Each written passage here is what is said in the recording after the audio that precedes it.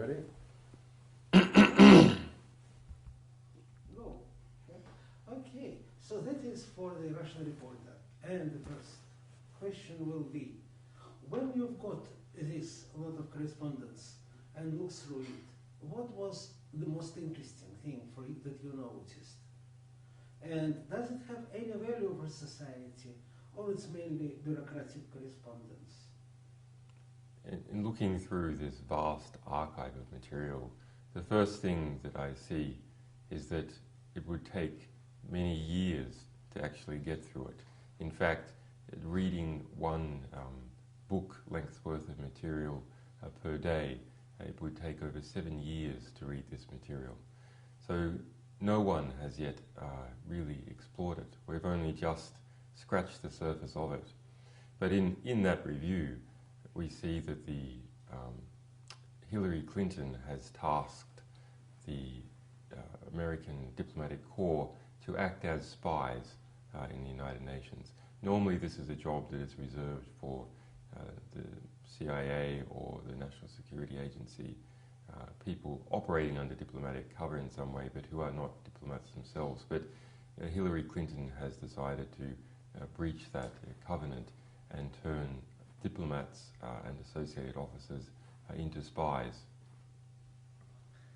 According to these documents, what is the most noticeable characteristic of American diplomacy?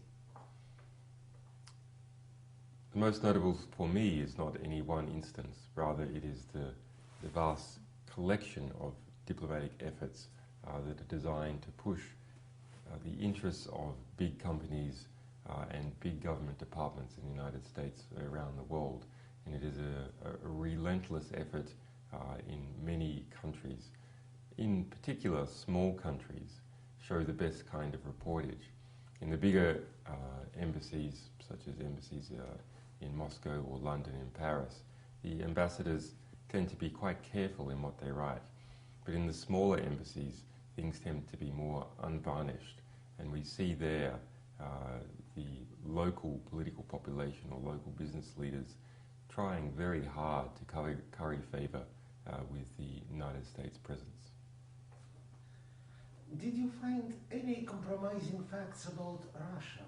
Or maybe it's just the reputation of American foreign policy will suffer losses because of this publication? Well, there are a number of reports in there of people going into American embassies and talking about their colleagues. And sometimes that is people speaking about corrupt Russian businessmen or allegations of corruption by Russian generals. And of course the view of the American ambassadors themselves about what the state of Russian affairs is. But generally I see that it's mainly the US presence and how it operates, and also the actions of the puppet states that it has, or the American client states. These states that are supported and propped up by the United States that often engage in terrible human rights abuses or covert pushes towards war or money laundering or other forms of corruption. And these are often known about by US embassies working in those countries, but that knowledge is concealed. So I think over the long term, it is that latter category that's really going to start drawing attention. Thank you very much.